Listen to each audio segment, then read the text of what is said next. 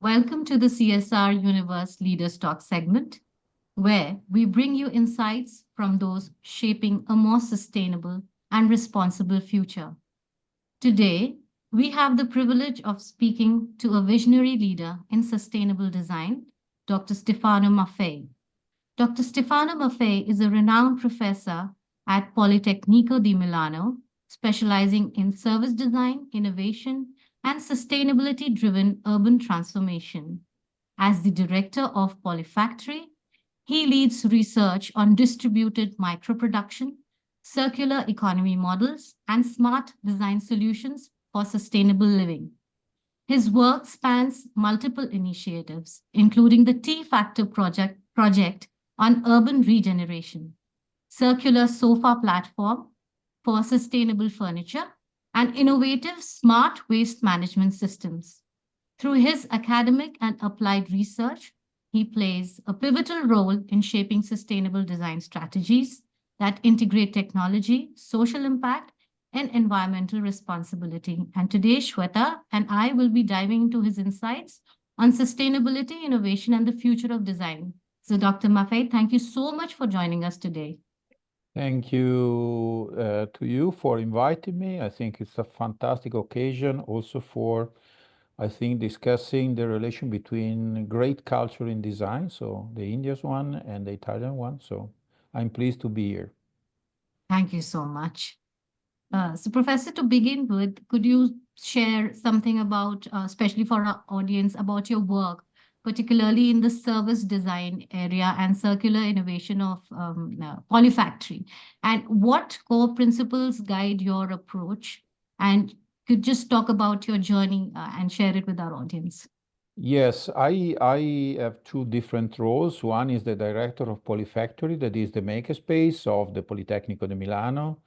And it is a kind of experimental lab that is participated not just by the Department of Design, which I belong to, but also Mhm. by the Department of Mechanical Engineering and the Department of Electronic Information and Bioengineering. So it's, let's say, a lab that deals with experimental development of product and services. It is deeply linked, obviously, also with the service layer. And this is Mm. why also I have another role that is the director of this specializing master in service design. That is one of the, I think, most acknowledged program in the entire world, because it was one of the seminal one. It started more than 11 years ago. So we are Okay. like a 13 edition of the master. So we establish a kind of benchmark, I think, for this kind of teaching, I think, in Europe, but again, in the world. The two roles are connected because obviously I think that when we deal with innovation nowadays, we have to consider obviously the material part. So material, raw materials, transformation, processing, innovation about products, but we need to consider also the service side, that is the relevant one, especially if you deal with, let's say, large technological system or artifact that could be interactive, so the IoT perspective, and in Mhm. general, if we want to link the, let's say, behavior of these artifacts in a complex world, because we have to trace them. There is this famous definition of SPIME, so objects that are traceable in space and times. That is actually Mhm. what we do with a lot of objects that surround us. And this Mhm. means that we have to consider this integrated environment in which there is also an intangible side, that is properly the one that we consider the service one, that is the digital mainly layer Mhm. or digital envelope in which everything we do is, as I was saying, traced and could be active or interactive. So on one side, we could, using this approach, go back and really monitor and track the production process from the raw material to the consumer, to the user. Mhm. On the Mhm. other side, we could make this journey also interactive, not just with the humans, but also with other, let's say, technological layers. So if we Mhm. respect the Latour perspective in which we are living in a complex environment populated by human and non-human agents, and you see this with the generative AI perspective, I think that having this overall attitude in experimenting both in the analog world and in the digital one is nowadays the unique uh, thing that allow you to be impactful. Because if the topic is our impact in terms of general sustainable transition, we had to Mhm. consider both these perspective, because obviously one of the fundamental way of discussing and developing solution is the one of developing metrics for impact. And we need this digital layer that allow us to produce quantitative data and qualitative data about this Mm. process that we are trying to, let's say, develop or monitor, and so having a more, let's say, balanced perspective when we have to take decision about possible future scenarios. So it's not just about, let's say, materializing new things, both tangible and intangible, is also giving them the perspective of being evaluated, of Mm. being, let's say, understood clearly, because sometimes this data layer is not just a kind of, let's say, visualization of reality, but it also help us understanding the engine of development. So how the things happen. And this is my opinion, is the final scope of developing this complex perspective. So on one side, my actual everyday experience is hands-on, doing experimental prototypes for what you introduce as like product service system that helps in specific function that could be, in my opinion, also interesting for India. Just to say, we are Mhm. working on a topic that I think is quite relevant, is water in general. Because Mhm. water, in my opinion, because one of our elective topic is food system, and we open a Mm. kind of small space called the Circular Food System Lab within Polyfactory that is specialized or is more dedicated to address the question that affects food system. That is one of the basic infrastructure of development. So I think in this area we could find from the idea of climate emergency that alters so much the actual or normal condition that we are used to. And on the other side, there is the perspective that could be coincident of, for example, extreme demographic development. So we could mix climate transition, demographic development, just to say migration, and what they could cause, because they are climatic migrants, and this movement of population alters also the balancing in the geopolitical or social impact of this phenomena. And intervening, for example, in technology that could monitor, control the use of water. It could also define appropriate new uses or new sources for really access water, Mhm. say, or address better the idea of water scarcity. That is going to be one of the relevant questions for the future, or the competition between water uses and water uses for energy production. That is quite a relevant. So there are a lot of, let's say, gigantic questions that could be also broke down to more simple question, just to say how we use in a different way with a technological perspective water in agriculture. So we could reduce it, we could use it in a more performative way. We could Mhm. also balance the mix between human use in the city for different scopes, let's call agricultural or industrial scopes, Mhm. for the development of a country. So again, we could go back and we could to some of the relevant tasks that, in my opinion, are part of the design perspective. So not only proposing solution, but also proposing new questions. So it's a problem setting or problem definition part, in which I think design culture is quite relevant, because it's almost trained to act in what we call wicked problem environment, in which there is no only a rational solution, because there are Mm. probably embedded in the wicked problem the idea that we have also to measure balance of power and resources. And this is my opinion, is quite relevant for the Indian development, because there is a kind of Mm. overall general geopolitic, I would say, fight in this moment. And I think that some questions are strategic. So long-term raw process chains. And this means how you could influence starting from the beginning if you understood which is the right problem setting, the resources questions. There is a competence lag in different environments that could Right. also influence that. That could be a kind of, sorry, neo-colonialist approach that sometimes must be discussed. So again, I was trying to, let's say, explain that in our vision, we go from this, let's say, macro theoretical scenario into something that could be transformed in a real action. And sometimes also the only, let's say, defined perspective of single product service is not sufficient to do so. So we need to integrate, because I'm also coordinating another thing that is called Design Policy Lab. So the policy level, an intermediate layer that is the service one that includes also institutional action, so the public action that is quite relevant, especially for Yes. great technological or social frameworks, deciding Absolutely. that, investing in that, then moving into the entrepreneurial, so the private side of this service layer that is connected to industry in general, and then starting with a more academic or experimental and research perspective that could really feed the entire system.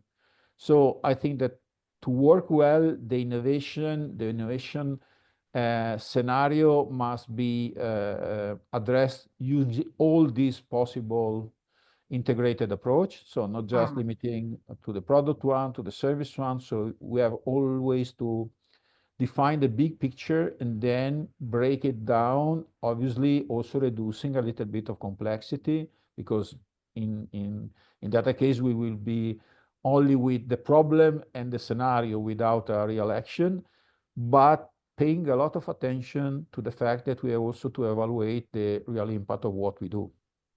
Also because I'm part of a public institution, so Yes. my research mandate, my research objective is also to transform the university impact in something that is positive for society, the so-called third mission, or the evolution of third mission. So the impact of a research institution into, let's say, everyday life, people's Right. life.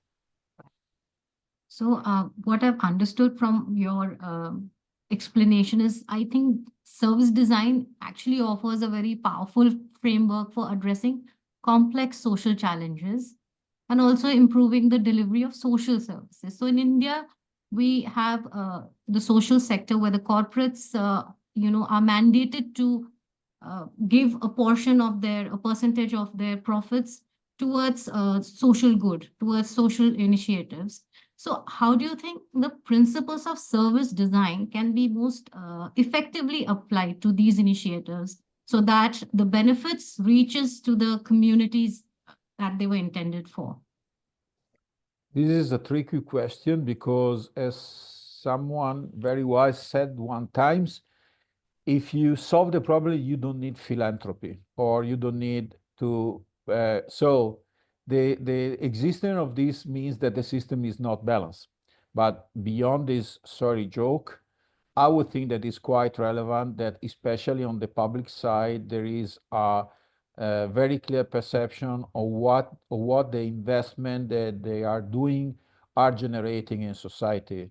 So what is always missing to me, and I think is a quite a relevant topic in the discussion, the contemporary discussion in the academic research part of service design, is how we could measure services in relation with impact in society. Because obviously, when we usually imagine the conversation about service, we are really focused on the interaction, the performance on the user experience. That obviously is what we perceive of services. But services are quite full of connection with matter. So they move matter, they use energy, they move labor. So it's really a gigantic impact in terms of real world, real things, they are tangible. So sometimes we are missing this point.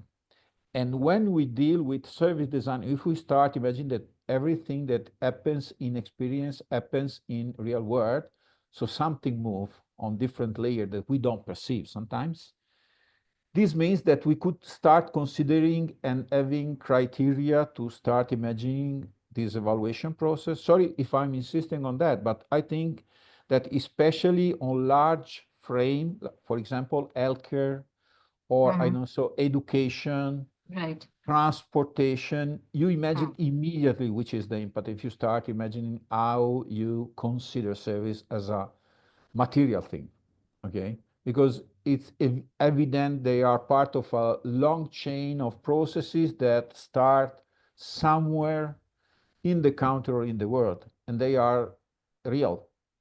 So if we Mm. start thinking about that, I would say you start imagining that intervening on the service policy of a state Mm. means moving a lot of things also on the material side. So that is not just, let's say, sorry, again, a matter of perceiving a quality in the experience of the service given, okay? It's Mm. something Mm. more relevant because it influences the way in which the society could be fair or not, Mm. in which we could address some topic in terms of fighting poverty or not, in Mm. terms of what kind of development we are proposing in terms of industry or not. And Mm. I think it influences really in a very impactful way the way in which we live every day. If you start imagining just using a speculative approach applied to service design, on how we could shape a nation, simply change the transportation system. You will notice it immediately. If you think to apply this to a large urban concentration, great cities, I don't know, Mumbai, and you start to imagine to reconfigure radically the transportation system, the life would change immediately. So- Again, for healthcare services, public Mm. healthcare services, the same. And this Mm. means also that this could also generate a service economy that is not just an abstract thing, but is again connected to other systems that are quite material. Mm. So I think that when you start imagining an education about that, you have to obviously, let's say, uh, uh, teach the building blocks of the service design education, but you have also to add the new ones, especially, in my opinion, in a great country like India, in which you have, I imagine, are going to lead the world destiny because you are one of the, say, the big protagonists of the future discussion about geopolitics and development for the political weight, for the industrial weight, for the, let's say, demographic weight of the Mm. country. So I think that all these things in relation with the action of the public side must be discussed. Absolutely. Professor, I had a question because I was reading about you right before this interview, and I came across that you have done such extensive studies and work around artificial intelligence and the coexistence with human beings. So right now, the discourse on artificial intelligence is quite binary. So how do you see AI, the impact of AI in the coming years, particularly on, say, countries like India? Vis-a-vis countries in the West. Um, because AI is going to have a different impact on a society like USA or even European countries. And probably the impact is going to be more disruptive in a country like India, where the scale is much higher. So how do you see it? What is your take on using AI for the development in countries like India, where it can have disruptive implications? I would let's say it's a very difficult question.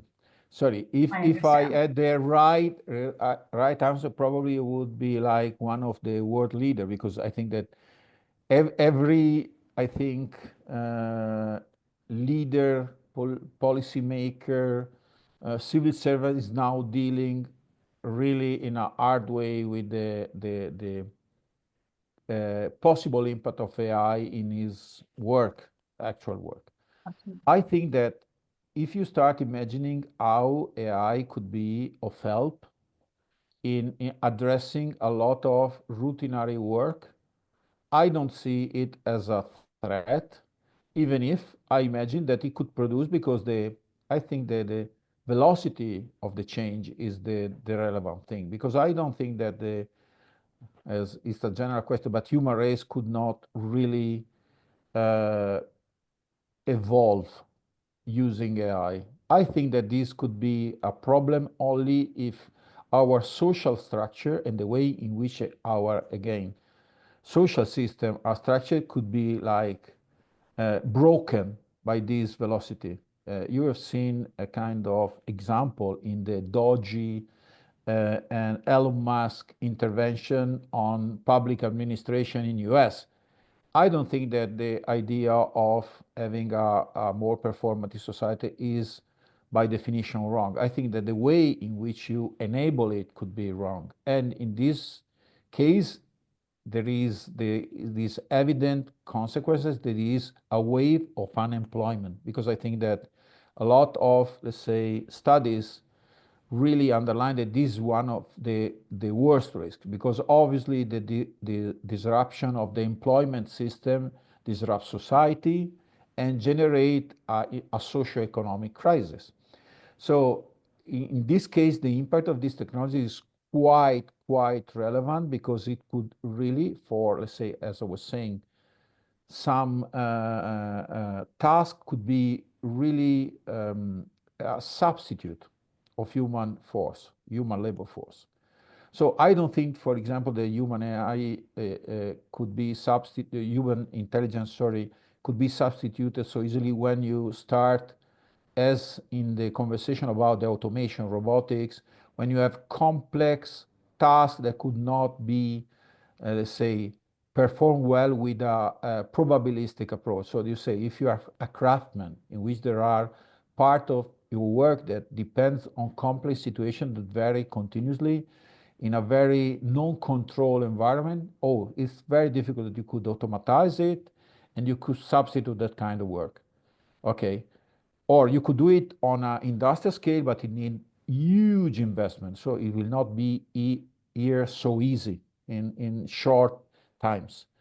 So I think that these areas will not be affected by this, let's say, disruption, while instead in the world of data or intangibility, so just to say, data on public healthcare services, you don't need to have like 1,000 clerks doing a thing, because you could have an intelligent AI system that could substitute them and produce an increase in speed enormous.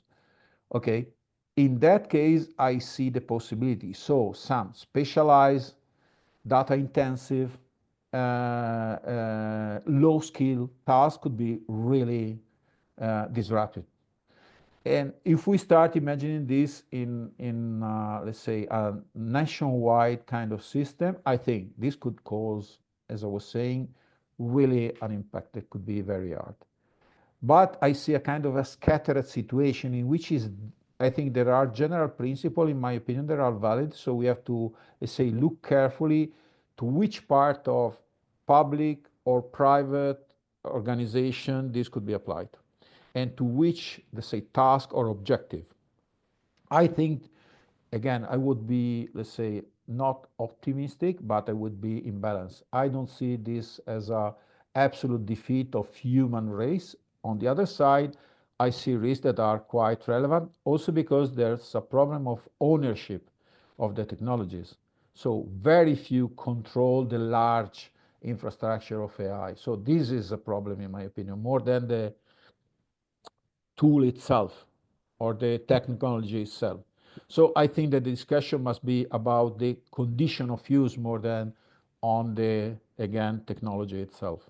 And I think this is what is going to happen, also because the feed of knowledge and personal data that really develop AI generative system are part of a domain in which the human will is important. Dr. Maffei, Polyfactory, actually, the work that you do, it also explores the impact of digital fabrication. And as you said, the maker culture on sustainable development. So can you share some examples of how these approaches have actually led to some real world impact? If you could share some stories with us. Yes, world impact is quite ambitious. Let's say at least on a European scale, we did it because obviously we are part of the European research system. So we developed projects that are founded mainly by the European Union. So just to make an example, we developed in this project that is called T-Factor, you mentioned here before, a monitoring system for biodiversity in urban area. It was an open source project that was also imagining some, let's say, hardware devices that were placed in this great real estate area in northwest of Milan that is a former expo area, so a gigantic place that has been transformed in a new gigantic real estate development. So a settlement for Italian European scale of more than 30,000 future inhabitants. So it's kind of a small town that will be developed, but is the largest urban development actually in Milan urban area. And because of the fact that this area will develop with a kind of sustainability criteria, mixing the actual real estate, so buildings, offices, whatever, with the idea of having a mitigation of the climate that is maintaining some natural area inside this development area. We helped with the project in developing a discussion with the real estate, that is an Australian one, to have this monitoring system installed because, as you probably know from the work of this seminal scholar that is Gilles Clément, Gilles Clément was considered the urban area as a possible reserve for biodiversity. So in urban area, paradoxically, you have a growing amount of this biodiversity. So animal and vegetal species that are again colonizing some urban area. So this is a phenomenon that is existing, at least in Europe, that is encouraged. Also because, as I was saying, there is this climate mitigation problem here, that the climate is changing, also in city that was considered with this Mediterranean climate, so temperate one. And we are instead assisting to this idea of the water bombs, floods, also in the city. And this means we need to compensate this with this balancing between a built environment and a natural one. So there is the necessity of knowing better this environment that was completely, let's say, not considered in recent years because it was considered simply as a urban one. So we work together with a team of specialists just to monitor species like birds, insects that are the basic for this renaturalization process of the area that could contribute to that. Another project that we did is this idea of tracking urban flows. This was a project called Reflow. It was led by the Copenhagen Business School. It was about monitoring material flows inside the city. We dealt with the food flows. You know that Milan is not a big city. It has what is a general market in which all the fresh food arriving and then are distributed inside the city in the local distribution system. So fresh vegetables, fruit, meat, fish, etc. Obviously, this is the independent system that is distinguished by with the large retailers one that they have their own logistic platform, etc. So it's just for, let's say, what we call the local shops, so the street shops. But it's all even in not a large city like Milan. They have a real impact. They really distribute like 35% of what is consumed daily in the city. So it's just a very important hub. So we work with them and with this network of municipal covered market. I don't know, probably you have been in Barcelona and you have attended one of these, like El Mercato della Boqueria, no? In which you could eat or buy food or other things. So it's a network of I think 23 municipal market distributed in almost every neighbor of the city. And we developed these, let's say again, hardware devices and the digital platform based on blockchain technology to track the flow of these fresh fruit and vegetable from the general market to the municipal market and to the final client. Because we think that one of the most interesting solution to avoid food loss and food waste is implemented this tracking solution that could go really in detail about the fruit and vegetable consumption. So understand how the neighbors of Milan really are consuming this kind of goods. And this means also addressing food policies. So the intervention of the food policy officer of the municipality in addressing policy, for example, for canteen offering, school canteen offering, or for understanding which could be some healthcare emergent problems inside neighborhood, depending of the type of consume that you do in that neighborhood. So it could, from a simple solution that is again food loss, develop other possible connected action that could be public or private, or develop at a level of product service system or of a public service action, for example, as we were discussing before. Also, it could be a partnership sort of a thing, a public and policy Yes, partnership approach.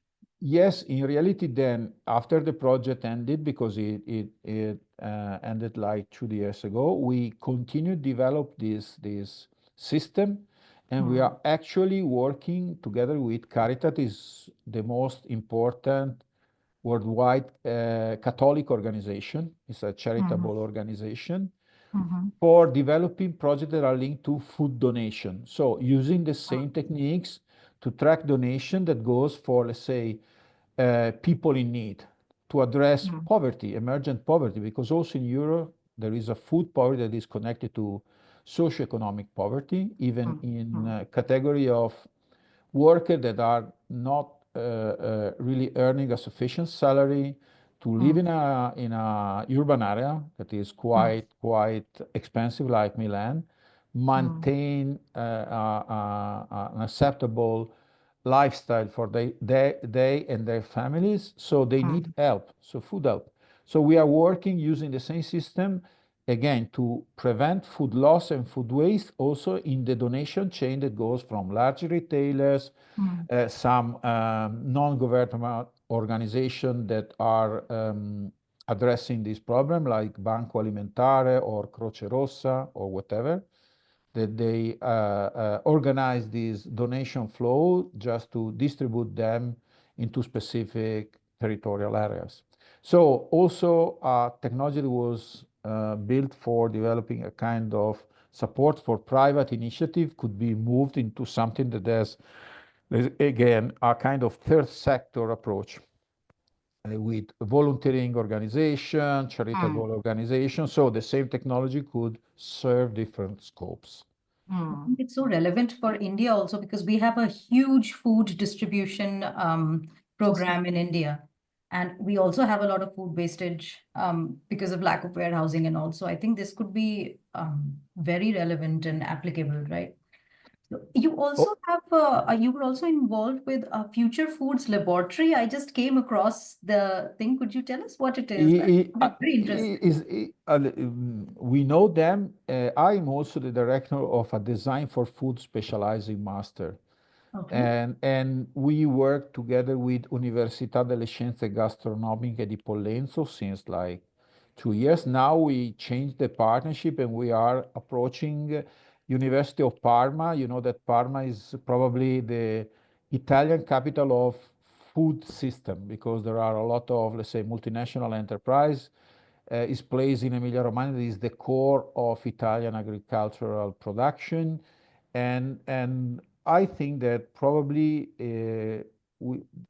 we are interested in food system also because we think that food system has this possibility of impact human behavior. It's not just about, let's say, the again, performance. It's about culture. It's about identity. Yes. It's Yes. about self-respect. It's about building community. It's about, it has what we call a multiplying effect. So it's not just the real thing, it's more than that. So the idea of tackling this, let's say, huge front of challenges that goes from use of technology to the idea of a fair society, so what we call design for justice, design for social justice, is part of the conversation. So sorry if I insist and underline this, but I think that it's a part of a contemporary way of doing design. So you have to consider the idea of justice, the idea of which kind of labor, the impact on the environment, the idea of decolonization. There's a lot of topic that could not probably be really, let's say, discussed in a brief conversation like the one we are doing, but they are always present, at least in as a kind of concern in the way in which you act every day. Yes, I mean, it's amazing how you capture all of these different aspects, such broad aspects into your work. And so amazingly, they form the core of what you do and the quality of what you do. It's amazing. Yes. So I just Sorry, had one last question. Yes. Sorry, no, just a quick reply. I don't think that design could be different today. Obviously, there are different ways of doing it, but I don't think that if you really want, especially not coming from a professional organization, but from a public research organization, I think that this is the minimum that we could do. So we could not simply address market demands. We have to do more than that.